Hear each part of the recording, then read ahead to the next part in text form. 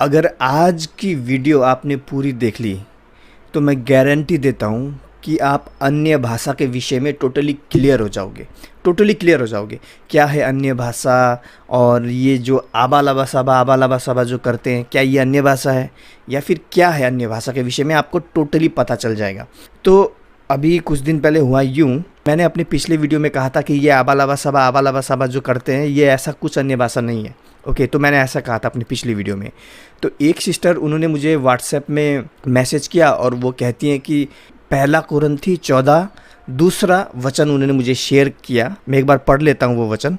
तो पहला कुरिन्थी 14 दूसरा वचन, क्योंकि जो अन्य भाषा में बातें करता है वह मनुष्य से नहीं परंतु परमेश्वर से बातें करता है, इसलिए कि उसकी कोई नहीं समझता, क्योंकि वह भेद की बातें आत्मा में होकर बोलता है। वो जो सिस्टर है उन्होंने मुझे ये वचन शेयर किया और कहती हैं कि भाई देखिए आप कैसे बोल रहे हो कि अन्य भाषा नहीं है, यहाँ पर तो अन्य भाषा है।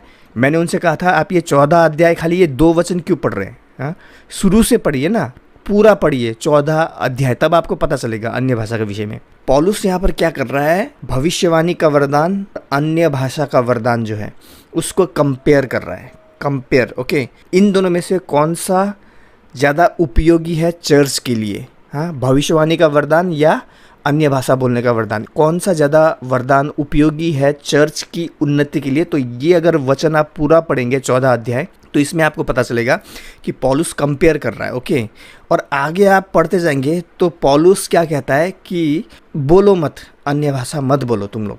देखिए, अगर हम ये एक्चुअली पौलुस ने कोरिन्थियों की चर्च को लिखा था। ये लेटर है, एक्चुअली लेटर है, चिट्ठी है एक्चुअली पौलुस की, जो उसने लिखा था कोरिन्थियों के चर्च को।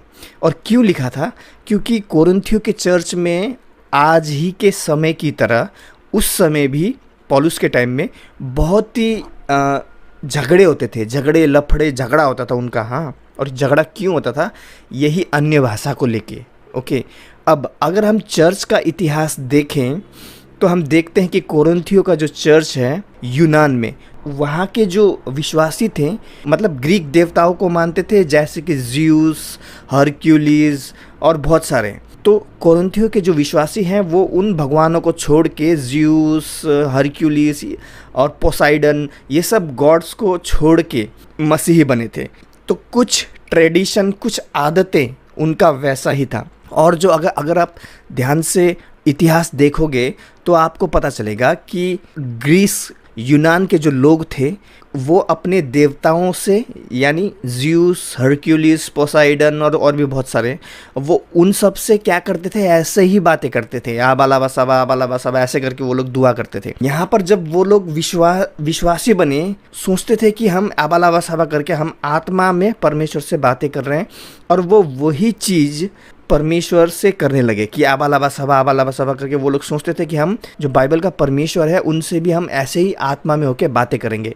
तो वो ऐसा सोचते थे। तो इसी तरीके से तो ये आबा लाबा साबा ये आने लग गया। अन्य भाषा बोलते हैं ना, अन्य भाषा। देखिए, अन्य भाषा जो असली वाला अन्य भाषा है ना, बाइबल में जो परमेश्वर ने जो गिफ्ट दिया था वो टेम्परेरी था, और ये भविष्यवाणी करना ये भी कुछ टेम्परेरी, कुछ समय के लिए था। क्यों था? क्योंकि बाइबल कंप्लीट नहीं हुआ था। हाँ, तो क्या क्या लिखना है वो सब परमेश्वर दिखाता और वो लिखते। ओके, जो है अन्य भाषा का आशीष जो है ये आबा लाबा साबा वाला अन्य भाषा नहीं है। एक्चुअली कोरिन्थियों के चर्च में भी यही जो आबा लाबा साबा इन ये सब मिक्सअप हो गया था और बहुत झगड़े होते थे हाँ इनके चर्च में। तो इसीलिए पौलुस, अगर आप ये पूरा 14वां अध्याय पढ़ेंगे तो आपको पता चलेगा कि पौलुस यहाँ पर भविष्यवाणी करने वाला आशीष और अन्य भाषा बोलने वाला आशीष जो है इनको कंपेयर कर रहा है। और पौलुस बोलता है अंत में कि अन्य भाषा मत बोलो। अगर तुम उसका मतलब समझा नहीं सकते तो अन्य भाषा मत बोलो। तो पौलुस एक्चुअली कंपेयर कर रहा है और बोलता है मत बोलो। हाँ, जब तक तुम अगर समझा नहीं सकते, अगर कोई ट्रांसलेट करने वाला नहीं है, मतलब अगर कोई समझाने वाला नहीं है तो तुम अन्य भाषा मत बोलो। जो अन्य भाषा का आशीष परमेश्वर ने चेलों को दिया था, एपोस्टल्स को दिया था, वो क्या था? देखिए, उसका एक छोटा सा एग्जाम्पल मैं देता हूँ। हे प्रभु परमेश्वर, हामी तपाईको चरणमा आउँदछौँ। तपाईँलाई सबै कुराको निम्ति धन्यवाद छ। प्रभु, तपाईँ सर्वशक्तिमान हुनुहुन्छ। तपाईँले धेरै कुरो हाम्रो जीवनमा बदलाव गर्नुभएको छ। तपाईँ नै सच्चा परमेश्वर हुनुहुन्छ। अभी मैं जो बोल रहा हूँ क्या आप कुछ समझ पा रहे हैं? हाँ, कुछ शब्द आप समझ पा रहे होंगे, लेकिन जो मैंने प्रार्थना किया तो आप वो पूरा नहीं समझ पा रहे, क्योंकि मैं अन्य भाषा में प्रार्थना कर रहा हूँ। अन्य भाषा का अर्थ एक्चुअली ये है, और मैं जो भाषा बोल रहा था वो नेपाली भाषा है। ओके, अन्य भाषा का वरदान परमेश्वर ने चेलों को इसीलिए दिया था। याद कीजिए कि परमेश्वर ने, यीशु ने क्या कहा था चेलों से, जब तक तुमको पवित्र आत्मा ना मिले तुम लोग मत जाना। पवित्र आत्मा आया चेलों के ऊपर, तब चेले अन्य भाषा बोलने लगे। अन्य भाषा का मतलब वो लोग suppose Nepali, Hindi, English, Greece की लैंग्वेज, इजिप्शियन लैंग्वेज और बहुत सारे लैंग्वेज बोलने लगे।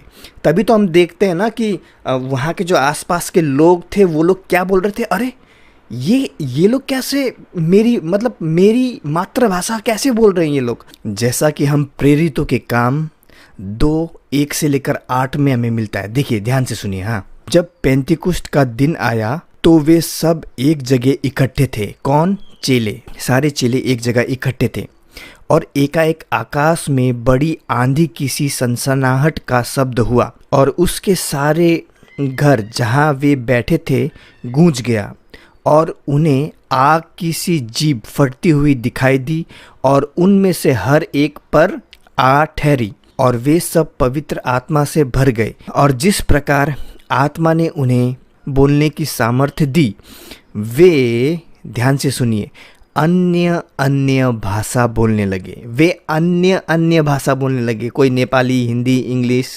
जापानीज, ऐसा, हाँ ऐसा, फॉर एग्जाम्पल ऐसा बोलने लगे, ना कि आबालाबा साबालाबा आबालाबा आबालाबा साबालाबा। देखिए आगे आगे, वे अन्य अन्य भाषा बोलने लगे, और आकाश के नीचे की हर एक जाति में से भक्त यहूदी यरूशलेम में रहते थे। तो जो यहूदी थे वे चारों तरफ फैले हुए थे अलग अलग जगह में, लेकिन उस दिन वे यरूशलेम में क्या थे? मौजूद थे, भक्त। ओके, अब आगे, जब वह शब्द हुआ तो ध्यान से सुनेगा, ध्यान से, जब वो शब्द हुआ तो भीड़ लग गई और लोग घबरा गए, क्योंकि हर एक को, यहाँ पर एकदम ध्यान से सुनिए, ध्यान से, क्योंकि हर एक को यही सुनाई देता था कि ये मेरी ही भाषा में बोल रहा है।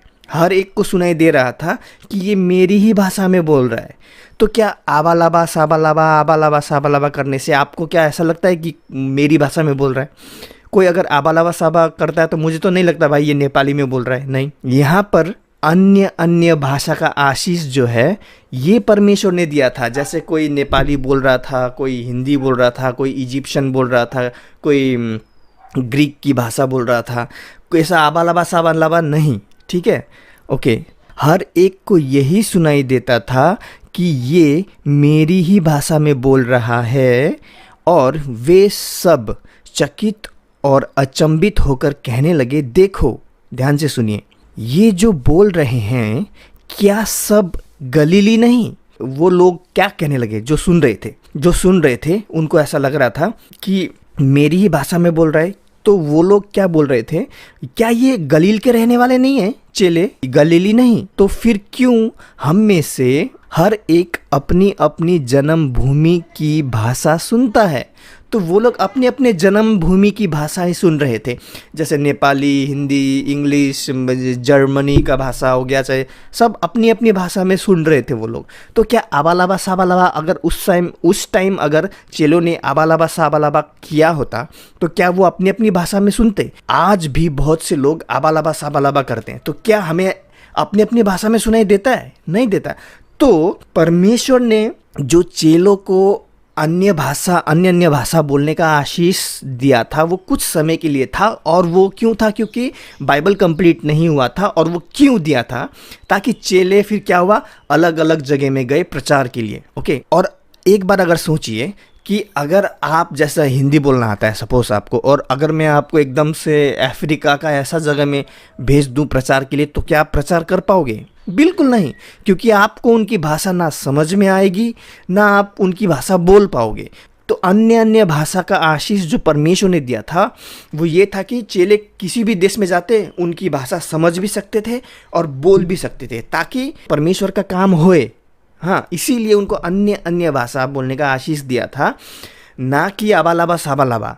ठीक है, कि पौलुस पहला कुरिन्थी 14:2 में ऐसा क्यों बोल रहा है कि जो अन्य भाषा बोलता है वो परमेश्वर से आत्मा में बातें कर रहा है। चलिए एक बार वचन देख लेते हैं। पहला कुरिन्थी 14:2, क्योंकि जो अन्य भाषा में बातें करता है वह मनुष्य से नहीं परंतु परमेश्वर से बातें करता है, इसलिए कि उसकी कोई नहीं समझता, क्योंकि वह भेद की बातें आत्मा में होकर बोलता है।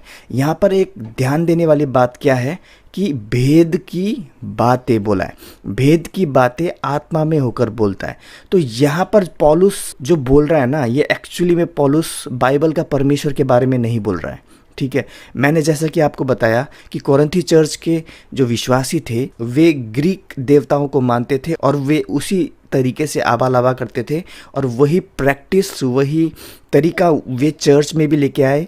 उसी तरीके से आबालाबा करने लगे चर्च में। ओके, जैसा कि वो उन देवताओं को पूजते थे तो उसी तरीके से वो पूजने लगे थे।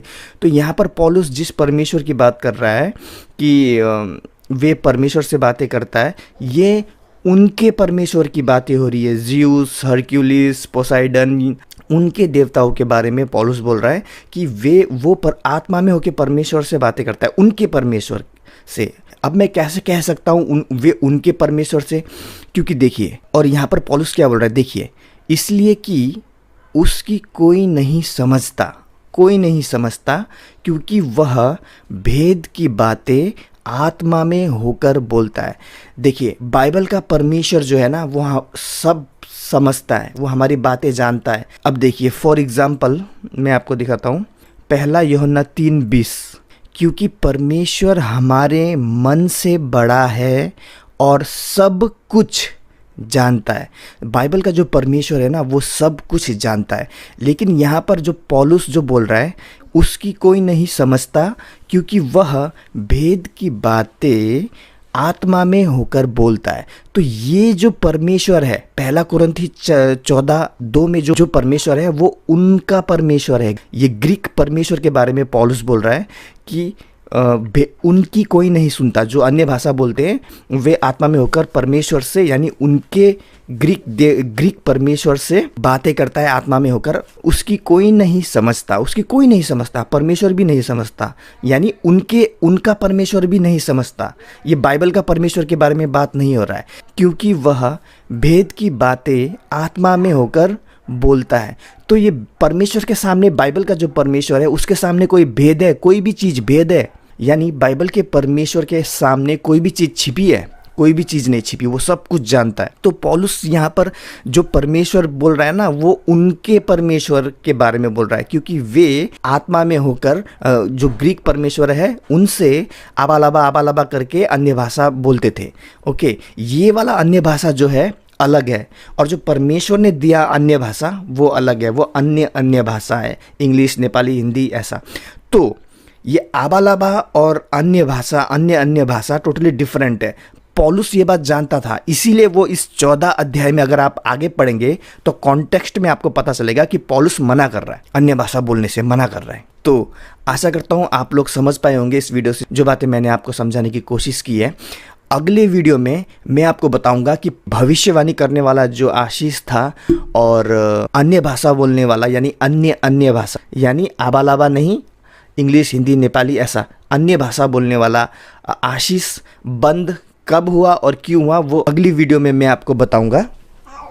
देखिए, मैंने पूरा लिख के रखा है, ये देखिए, speaking in tongues, 1 page, 2 page, 3, 4, 5, 6, 7, 8, 9, 10 लिख रहा था, अभी और भी लिखना बाकी।